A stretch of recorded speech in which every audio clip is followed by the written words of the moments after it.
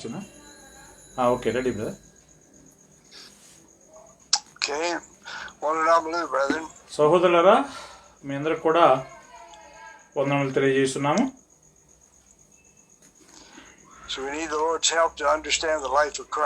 క్రీస్తు యొక్క జీవితాన్ని గురించి మనం అర్థం చేసుకోవాలి అని అంటే దేవుని యొక్క సహాయం కూడా మనకు అవసరమైనది. దాని విషయమై ప్రార్థన చేద్దాము.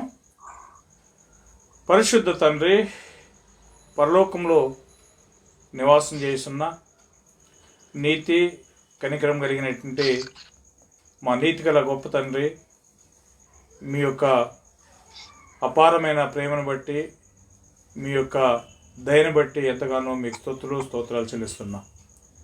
ఈ లోకంలో మేము నశించిపోకూడదని మీ కుమారుడైన యేసుక్రీస్తుని మా కొరకు పంపించి ఆయన నందు మా తండ్రి మీరు కొత్త నిబంధన ఇచ్చి అందరి జ్ఞానం చేత మా తండ్రి మేము రక్షణ పొందాలని మీరు సంకల్పించినటువంటి అద్భుతమైనటువంటి సంకల్పాన్ని బట్టి మీకు స్తోత్రాలు చెల్లిస్తున్నాం.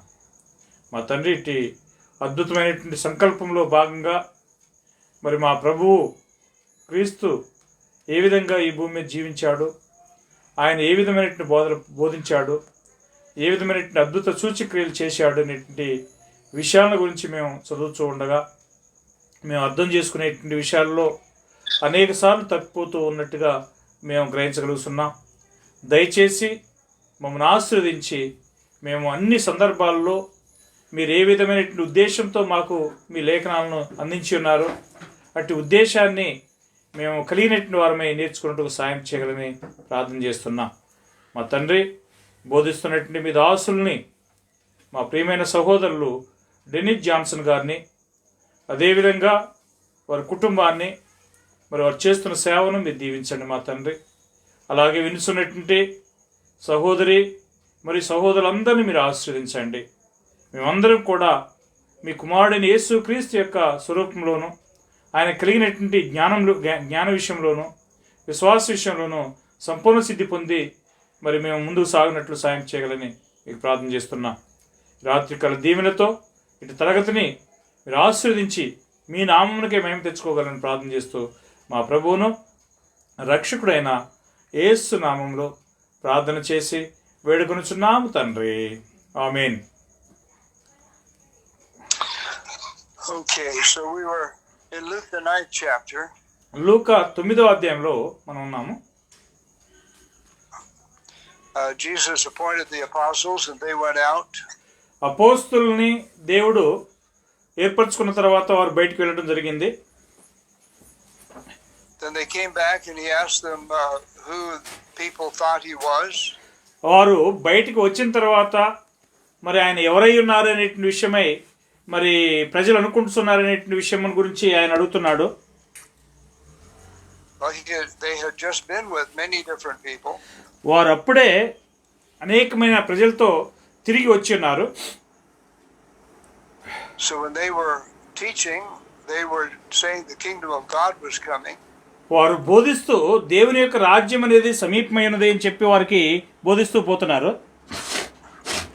And they were healing the sick and raising the dead. వారు రోగుల్ని స్వస్థపరుస్తూ ఆ తర్వాత మృతులను కూడా లేపుతూ ఉన్నారు. Were the people wondering where they got the power from? ఆ యొక్క శక్తి ఎక్కడి నుంచి వారికి వచ్చిందని చెప్పి ప్రజలు ఆశ్చర్యపడ్డారు. Of course they'd have to explain where they got the power. ఆ యొక్క శక్తిని వారు ఎక్కడి నుంచి పొందారు అనే విషయమై వారు వివరించవలసిన అవసరం కూడా ఉన్నది. So then they would think, well, if they got the power from Jesus, who is he? అప్పుడు యేసు యొక్క శక్తిని వారు పొందారంటే మరి ఆ యొక్క యేసు ఎవరు అనే విషయం వారు ఆశ్చర్యపడే పరిస్థితి ఉన్నది. Well, the prophets did miracles. ప్రవక్తలు అద్భుతాలు చేశారు. But did they give the gifts of the Holy Spirit to others? ఇతరులకు పరిశుద్ధాత్మ వరాలను వారు ఇచ్చారా? The only record we have is Moses. వారికి మనకున్నటువంటి ఒకే ఒక రికార్డు ఏంటంటే మోషే వారికి ఇచ్చినట్లుగా మనం చూస్తున్నాము. And he laid his hands on Joshua and gave him the gift of wisdom. ఆయన యెహోషువ మీద చేతుల నుంచి ఆ వరాలను పంచిచ్చినట్లుగా మనం చూస్తాము. But other than that, none of the prophets gave the gifts of the Holy Spirit. అయితే ప్రవక్తల్లో ఇంకెవరు కూడా పరిశుద్ధాత్మ వరాన్ని పంచినట్లుగా మనకి రికార్డ్ లేదు. So then what do these people think of Jesus when he gave these gifts? ఈ యొక్క వరాలను యేసు వారికి ఇచ్చినప్పుడు ప్రజలు ఏమనుకున్నారు? Well, he was a prophet, but not just an ordinary prophet. ఆయన ఒక ప్రవక్తే, కానీ ఒక సాధారణమైన ప్రవక్తగా వారు ఆయన్ని చూడలే. So he must have been raised from the dead. ఆయన మృతుల్లో నుంచి లేపి ఉండాలి. And so Jesus asked them, then he asked Peter, who do you say that I am? పేతురుని యేసు అడుగుతున్నాడు, నీవు నన్ను గురించి ఏమనుకుంటున్నావు అని చెప్పి పేతురుని అడగడం జరిగింది. And Peter said, you're the Christ. పేతురు ఏమన్నాడంటే నీవు క్రీస్తువు అని చెప్పడం జరిగింది. Okay, in Mark the 8th chapter, mark 8వ అధ్యాయము verse 27 to 30. 27 నుంచి 30 వచనాలు. నువ్వు చదువు. Mark chapter 8, 27 to 30. 27 నుంచి 30. మార్క్ 8వ అధ్యాయము 27 నుంచి 30 వచనాలు. యేసు తన శిష్యులతో ఫిలిప్పుదైన కైసరియతో చేరిన గ్రామములకు బయలుదేరను. మార్గంలో నుండగా నేను ఎవడినని జనులు చెప్పుచున్నారు అని తన శిష్యులను అడిగాను. అందుకు వారు కొందరు బాప్తీసం ఇచ్చి యోహానని, కొందరు ఏలియా అని, మరికొందరు ప్రవక్తల్లో ఒకడని చెప్పుకొనుచున్నారండి. అందుకు ఆయన, మీరైతే నేను ఎవరినని చెప్పుకొనుచున్నారు అని అడగగా పేతురు, నీవు క్రీస్తు అని ఆయనతో చెప్పాను. అప్పుడు తన్ను గూర్చిన ఈ సంగతి ఎవరితోనూ చెప్పవద్దని ఆయన వారికి ఖండితంగా చెప్పాను. Okay. So he told them, don't tell any man that he's the Christ. ఆయన క్రీస్తు అయి ఉన్నాడని చెప్పి ఎవరితో చెప్పవద్దని చెప్పి ఆయన కోరటం జరిగింది. Why not? ఎందుకు చెప్పకూడదు? Well, did Jesus tell Peter that he was the Christ? పేతురుతో చెప్పాడు తాను క్రీస్తునై ఉన్నానని యేసు. He said flesh and blood did not tell you. రక్త మాంసాలు నీకు దాన్ని బయలుపరచలేదని చెప్పి ఆయన చెప్పడం జరిగింది. The Father in heaven gave Peter that understanding. పరలోకమందున తండ్రే పేతురునకు ఆ యొక్క గ్రహింపునిచ్చి ఉన్నాడు. So Jesus wasn't going to tell anybody. కావున యేసు పోయి ఎవరితో చెప్పవద్దని చెప్పుకోవడం జరిగింది. Now there are two exceptions. 2 మినహాయింపులు ఉన్నాయి. He told the woman at the well that he was the Christ. చూడండి, ఆ యొక్క బావి దగ్గర ఉన్నటువంటి స్త్రీతో చెప్పాడు తాను క్రీస్తు అయి ఉన్నానని. And he told that blind man in John 9 that he was the Christ. Sorry brother, again. He told the blind man that he was the Christ. ఆ యొక్క గుడ్డి వ్యక్తితో చెప్పాడు తాను క్రీస్తునై ఉన్నానని చెప్పాడు.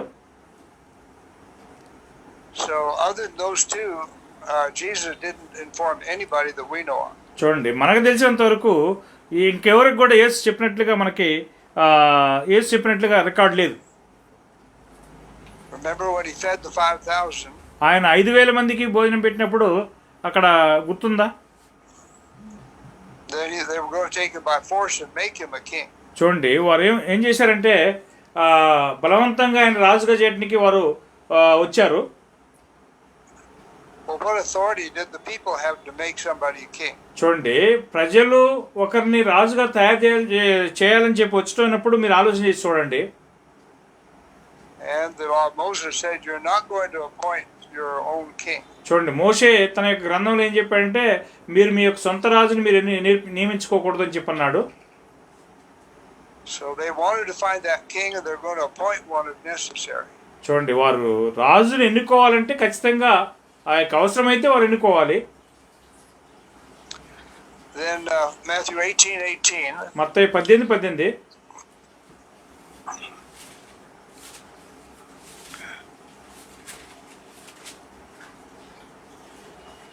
భూమి మీద మీరు వేటిని బంధింతురో అవి పరలోకమందును బంధింపబడును. భూమి మీద మీరు వేటిని విప్పుదురో అవి పరలోకమందును విప్పబడునని మీతో నిశ్చయంగా చెప్పుచున్నాను. Okay.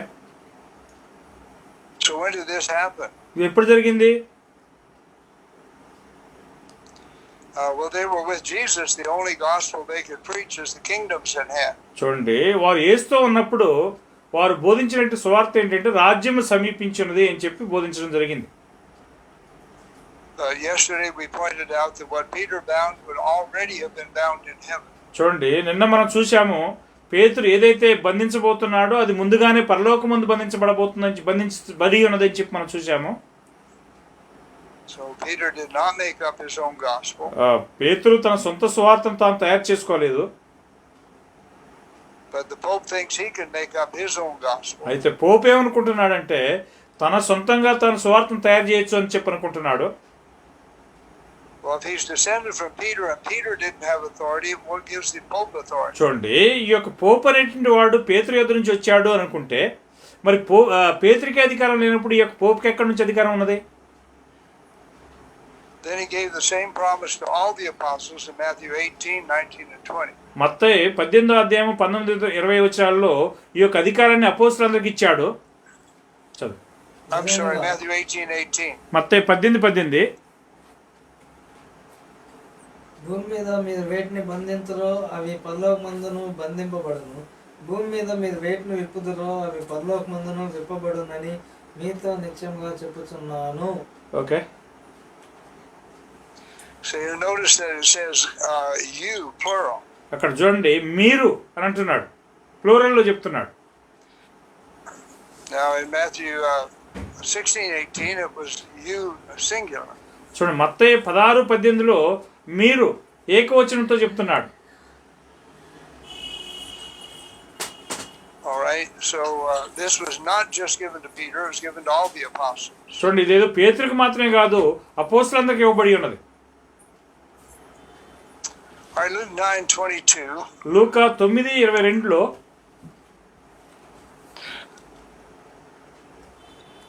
చదువు. లూకా 9:22. మనుష్య కుమారుడు బహుశ్రమలు పొంది పెద్దల చేతను ప్రధాన యాజకుల చేతను శాస్త్రుల చేతను విసర్జింపబడి చంపబడి 3వ దినమున లేచుట అగత్యమని చెప్పాను. Okay. So why didn't the apostles know this? చూడండి, ఇది అపోస్తలులకు ఎందుకు తెలియలేదు? Well, Matthew 16 explains it. మత్తయి 16వ అధ్యాయం అనేది దీన్ని వివరిస్తున్నది. 21 to 23. 21-23 వచనాలు. అప్పటి నుండి తాము యెరూషలేమునకు వెళ్ళి పెద్దల చేతను ప్రధాన యాజకుల చేతను శాస్త్రుల చేతను అనేక హింసలు పొంది చంపబడి 3వ దినమున లేచుట అగత్యమని యేసు తన శిష్యులకు తెలియజేయ మొదలుపెట్టగా పేతురు ఆయన చెయ్యి పట్టుకుని, ప్రభువా, అది నీకు దూరమగుగాక, అది నీకెన్నడను కలుగదని ఆయనను గద్దింపసాగాను.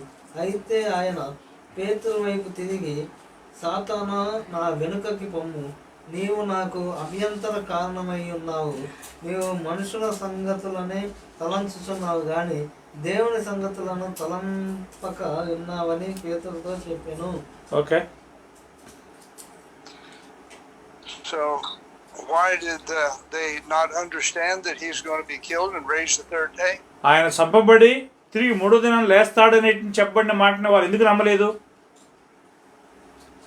Well, Peter immediately rebuked him and said, "This will not happen." చూడండి, పేతురు వెంటనే ప్రభువును గద్దించాడు, ఇది ఎప్పుడు కూడా నీకు జరగకుండాగాక అని చెప్పన్నాడు. So whose understanding did Peter lean to? పేతురు ఎవరి యొక్క బుద్ధి మీద ఆధారపడ్డాడు? How can they learn the truth if they're going to reject what Jesus said? యేసు యొక్క సత్యాన్ని వారు నమ్మకపోతే, తృణీకరిస్తే వారు సత్యాన్ని ఎలా నేర్చుకుంటారు అసలు? So we can understand then why he told them they had to humble themselves and become like a little child. చూడండి, వారు ఎందుకు వారికి ఆ యొక్క మాటలు చెప్పాడో, వారు తాము చిన్న బిడ్డను పోలి తాము తగ్గించుకోకపోతే వారు మరి జరగదని చెప్పి ఆయన చెప్పడం జరిగింది. So this is not the first time that Peter had been rebuked. చూడండి, పేతురు ప్రభువును గద్దించింది ఏదేదో ఒక్కసారి మాత్రమే కాదు. But Peter received his rebukes. పేతురు ఆయన యొక్క Peter received his rebukes, right? Peter received his rebukes. So how were they growing? చూడండి, పేతురు ఆ యొక్క గద్దింపును అంగీకరించినప్పుడు వారు ఎలాగ ఎదగలరు? Well, we can see Peter was growing by receiving God's rebuke. చూడండి, దేవుని యొక్క గద్దింపును పేతురు అంగీకరించడం ద్వారానే అది వారు ఎదిగారు అని చెప్పే విషయాన్ని మనం గ్రహించగలం. So that's how we can grow. మనం కూడా ఎదిగే విధం అదే ఉన్నది. We need to be asking the Lord to show us where we're wrong so we can grow. చూడండి, మనము ఎదుగునట్లు మనం ఎక్కడెక్కడ తప్పిపోతున్నామో ఆ తప్పిపోయే మార్గాలను మనకు చూపించమని చెప్పి దేవుని అడగవలసినట్టు వారమై ఉన్నాం. And verse 23, 23వ వచనంలో Jesus turned to Peter and said, "Get behind me, Satan." యేసు పేతురు వైపు తిరిగి నా వెనకకు పో సాతానా అని చెప్పడం జరిగింది. So who was Satan using? సాతానుడు ఎవరిని ఉపయోగిస్తున్నాడు?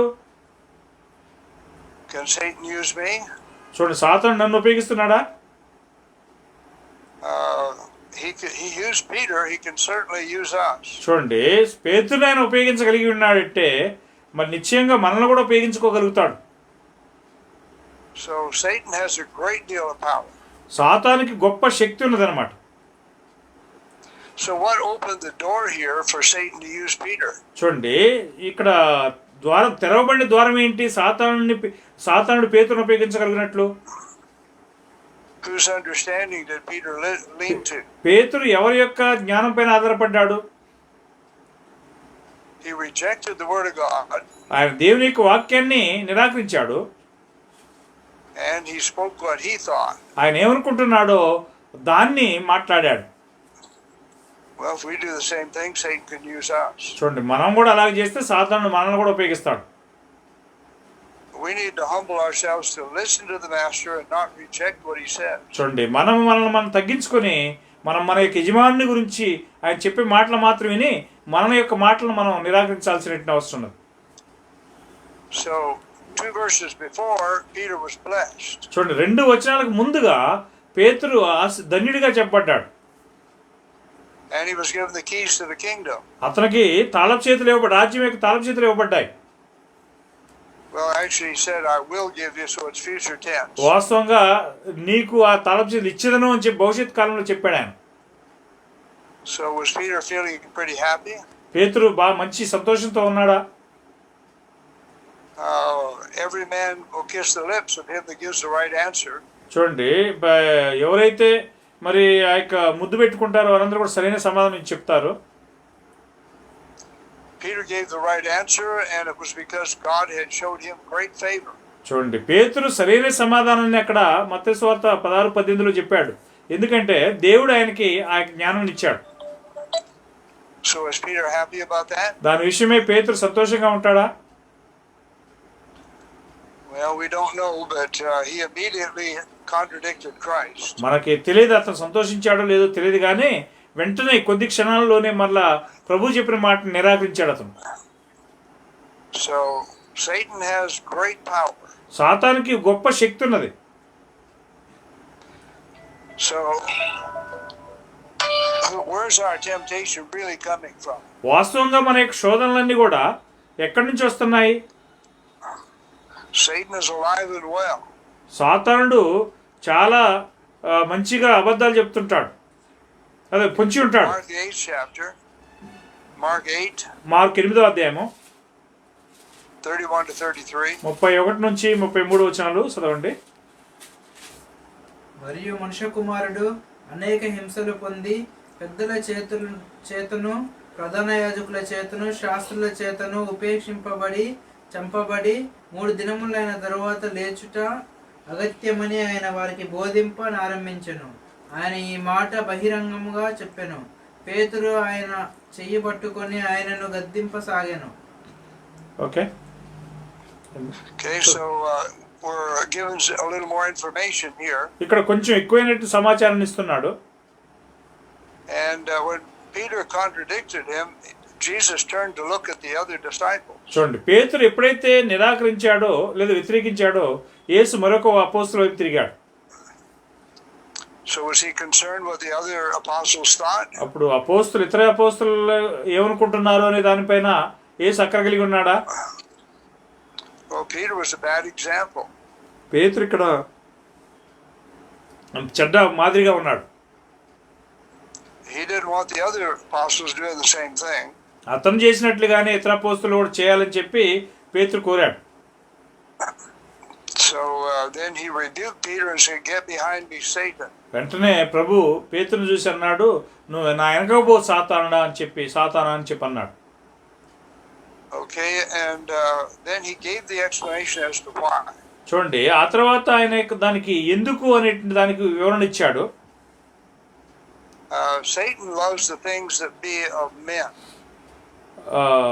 మనుషుల మధ్యలో జరిగేటువంటి కార్యాల విషయమై సాతానుడు ఆసక్తి కలిగి ఉన్నాడు. Well, he tries to please men and tries to get men to disobey God. చూడండి, అతను ఏం చేస్తున్నాడంటే మనుషులను సంతోషపరిచి మనుషులు దేవుని మాటలను నిరాకరించాలని, దేవునికి వ్యతిరేకంగా తయారు కావాలని చెప్పి ఆలోచన చేస్తుంటాడు. So why would Peter then say, "This shall not be unto you"? ఎందుకు పేతురు చెప్పాడు నీకు ఇది ఎన్నడగానే జరగకుండా అని చెప్పి? And whose side was Peter on? పేతురు ఎవరి పక్షంలో నిల్చున్నాడు అప్పుడు? Well, here's what he said. ఆయన ఇక్కడ ఏం చెప్తున్నాడు చూడండి. The Son of Man must suffer many things. మనుష్య కుమారుడు అనేక శ్రమలను అనుభవించి అని చెప్పబడి ఉన్నది. Well, he had already suffered. ఆయన ముందుగానే శ్రమ పొందాడు. And the apostles saw that suffering. ఆ యొక్క అపోస్తులు ఆయన శ్రమ పొందిన శ్రమలు చూశారు. And he'll be rejected of the elders. ఇతర పెద్దల చేత ఆయన తృణీకరించబడ్డాడు. Well, he had already been rejected by the elders, chief priests, and scribes. ప్రధాన యాజకుల చేతను, శాస్త్రుల చేతను, పెద్దల చేతను ఆయన తృణీకరించబడ్డాడు. So then what was Peter responding to? అలాగైతే పేతురు దేని విషయమై మరి స్పందిస్తున్నాడు? He's going to be killed. ఆయన చంపబడబోతున్నాడు అనే విషయం వచ్చినప్పుడు అది జరగకుండా అని చెప్పన్నాడు. But when he was killed, what happened on the way to Emmaus? చూడండి, ఆయన చంపబడిన తర్వాత ఎమాయి అనేటువంటి గ్రామానికి పోయేటప్పుడు ఏం జరిగింది? Remember their description of Christ here in Luke 24? లూకా 24లో క్రీస్తుని గురించినటువంటి వర్ణన వారు చేశారు, గుర్తుందా? Verses 19 and 20. లూకా 24 19 20 వచనం చూడండి. ఆయన అవి ఏవని వారిని అడిగినప్పుడు వారు నజరేయుడైన యేసును గూర్చిన సంగతులే. ఆయన దేవుని ఎదుటను ప్రజలందరి ఎదుటను క్రియల్లోను వాక్యములోను శక్తిగల ప్రవక్త అయి ఉండెను. మన ప్రధాన యాజకులను అధికారులను ఆయనను ఎలాగూ మరణీయ శిక్షకు అప్పగించి సిలువ వేయించిరో నీకు తెలియదా? Okay, so they acknowledged that Jesus was crucified and dead. చూడండి, యేసు సిలువ వేయబడి చంపబడ్డాడు అనే విషయాన్ని వారు ఒప్పుకున్నారు. So verse 21, what did that death mean to them? వారికి ఆ యొక్క మరణము 20వ వచనంలో ఏ అర్థాన్ని ఇస్తుంది? Let's read it. చదవండి 20వ వచనం మరొకసారి. మన ప్రధాన యాజకులను అధికారులను ఆయనను ఎలాగూ మరణ శిక్షకు అప్పగించి సిలువ వేయించిరో నీకు తెలియదా? Okay, Was he still the Christ or was he just a prophet now? చూడండి, ఇప్పుడు క్రీస్తుగా ఉన్నాడా ఇంకా ప్రవక్తగానే ఉన్నాడా? ఆయన చనిపోయి లేచిన తర్వాత Well, in verse 19, he's just a prophet. చూడండి, 19వ వచనంలో ఆయన ప్రవక్త. In verse 21, he's no longer our Redeemer. చూడండి, 21వ వచనంలో ఇంకా ఆయన విమోచకుడు కాదు. So when Jesus said the Son of Man is going to be killed, what did that say to Peter? చూడండి, మనుష్య కుమారుడు చంపబడబోతున్నాడు అనే విషయము పేతురుకి ఏం చెప్పింది? అది That said he's not the Christ. కాబట్టి అదేం చెప్తుందంటే అది ఆయన క్రీస్తు కాదు అని చెప్తుంది అన్నమాట. Well, he just confessed Jesus was the Christ. యేసు క్రీస్తు అయి ఉన్నాడు అనే విషయాన్ని ఆయన ఒప్పుకున్నాడు. So when Jesus said I'm going to be killed, that said I'm not the Christ. చూడండి, యేసు నేను చంపబడబోతున్నాను అని చెప్పేసరికి నేను క్రీస్తును కాను అని చెప్పినట్లుగా అతను అనుకున్నాడు. Remember he told the Jews the same thing. యూదులు కూడా అదే విషయాన్ని చెప్పారు, గమనించండి. He said the Son of Man must be lifted up. చూడండి, మనుష్య కుమారుడు పైకెత్తబడవలసిన అవసరం ఉన్నది. And they understood that that was to be killed. అది దాని అర్థం ఏంటంటే చంపబడబోతాడని అర్థం చేసుకున్నారు వాళ్ళు. And so they said, we understood that the Christ was going to live forever. చూడండి, మేమేం అర్థం చేసుకున్నామంటే క్రీస్తు యుగయుగములు జీవిస్తాడని చెప్పి మేము అనుకున్నామని అంటున్నారు. So what did that being killed mean to the Jews? యూదులకి చంపబట్టం అనేది ఏ విధమైన అర్థాన్ని ఇస్తుంది? That meant he wasn't the Christ. ఆయన క్రీస్తు కాదనేటువంటి ఒక అర్థాన్ని వారు అర్థం చేసుకున్నారు. So we can understand then why Peter would react when Jesus said he's going to be killed. యేసు తాను చంపబడబోతున్నానని చెప్పినప్పుడు పేతురు ఎందుకు ఆ విధంగా రియాక్ట్ అయ్యాడో లేదా స్పందించాడో మనం అర్థం చేసుకోగలం. So in Mark 8:31, మార్కు 8:31లో did Peter hear the last part of that verse? ఆ యొక్క వచనం యొక్క చివరి భాగాన్ని పేతురు విన్నాడా? After 3 days he'd rise again. 3 దినాల తర్వాత ఆయన తిరిగి లేస్తాడనేటువంటి మాటనే. Remember when the angels reminded the women, they remembered Jesus' words. చూడండి, దూతలు యేసును గుర్తు ఎరిగినప్పుడు అదే జ్ఞాపకం చేసుకున్నప్పుడు యేసు చెప్పినటువంటి మాటలను వారు స్త్రీలకు చెప్పడం జరిగింది. But did they understand those words when he spoke them? వారు ఆయనతో మాట్లాడినప్పుడు వారు అర్థం చేసుకున్నారు ఆ మాటలని. And apparently Peter didn't understand either. పేతురు కూడా ఆ యొక్క విషయాన్ని అర్థం చేసుకోలేదు అనే విషయం మనకు కనపడుతున్నది. So we have to feel sorry for Peter. పేతురు విషయమే మనం కొంత బాధను విచారాన్ని వ్యక్తం చేయాల్సినటువంటి అవసరం ఉన్నది. He had a great zeal. ఆయనకి గొప్ప ఆసక్తి అయితే ఉన్నది. And quite often he spoke before he thought. అప్పుడప్పుడు ఏం చేస్తుంటాడంటే తను ఏం ఆలోచించుకోవడానికి ముందుగానే మాట్లాడేస్తాడు. So in James 1:19 and 20. యాకోబు 1:19-20 చదువుదాము.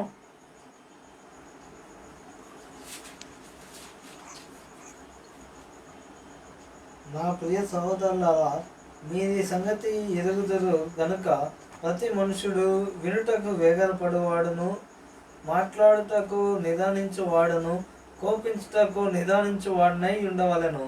ఎందుకనగా నరుని కోపం దేవుని నీతిని నెరవేర్చదు. Okay, so we need to learn our lesson from Peter. పేతురు యొద్ద నుంచి మనం ఒక పాఠాన్ని నేర్చుకోవాల్సినటువంటి అవసరం ఉన్నది. And he tells us don't be quick to speak. Be slow to speak. Think before you talk. మాట్లాడడానికి నిదానించాలి అంటే త్వరపడొద్దు అని చెప్పి ఆయన మాట్లాడాడు. All right, we're looking at John the 12th chapter. యోహాను సువార్త 12వ అధ్యాయాన్ని మనం చూస్తున్నాము. Let's read 31 to 34. 31 నుంచి 34 వచనాలు యోహాను 12వ అధ్యాయం. ఇప్పుడు ఈ లోకమునకు తీర్పు జరుగుచున్నది. ఇప్పుడు ఈ లోకాధికారి బయటకు త్రోసివేయబడును. నేను భూమి మీద నుండి పైకెత్తబడిన ఎడల అందరినీ నా యొద్దకు ఆకర్షించుకుందునని చెప్పాను. తాను ఏ విధముగా మరణము పొందవలసి ఉండెనో సూచించుచు ఆయన ఈ మాట చెప్పెను. జనసమూహము క్రీస్తు ఎల్లప్పుడూ ఉండునని ధర్మశాస్త్రము చెప్పుట వింటిమి. మనుష్య కుమారుడు పైకెత్తబడవలనని నీవు చెప్పుచున్న సంగతి ఏమిటి? మనుష్య కుమారుడు ఈయన ఎవరని ఆయన అడిగిరి. అందుకు యేసు, ఇంకా కొంతకాలము వెలుగు మీ మధ్య ఉండును. చీకటి మిమ్మును కమ్ముకుండునట్లు మీరు వెలుగు ఉండగానే నడువుడి. చీకటిలో నడుచువాడు తాను ఎక్కడికి పోవుచున్నాడో ఎరుగడు. Okay, So when they heard that Christ was going to die, what did they respond? చూడండి, వారు క్రీస్తు చనిపోబోతున్నాడని చెప్పి విన్న వెంటనే వారే విధంగా స్పందించారు. Well, this was a common doctrine apparently in verse 34. అంతకు ముందుగా సాధారణమైనటువంటి బోధగా ఇది ఉన్నది. We heard out of the law that Christ abides forever. చూడండి, మనం కూడా వాళ్ళు ఏమనుకున్నారంటే ధర్మశాస్త్రంలో క్రీస్తు యుగయుగములు ఉంటాడని చెప్పి అనుకున్నారు. So that was the doctrine, no doubt Peter understood. ఆ బోధనే పేతురు అర్థం చేసుకుంటాడు అనే దాంట్లో సందేహం లేదు. But for whatever reason, he immediately rebuked Jesus. It won't happen to you. ఏ కారణం చేతనైనప్పటికీ కూడా పేతురు వెంటనే ప్రభువుని గద్దించాడు. ఏమనంటే నీకు ఇది ఎప్పుడు కూడా జరగకుండా అని చెప్పన్నాడు. So false doctrine causes great troubles. అబద్ధ బోధ అనేది చాలా పెద్ద సమస్యలను తీసుకొస్తుంది. All right, in Luke 9, we turn to a different subject. లూకా 9వ అధ్యాయంలో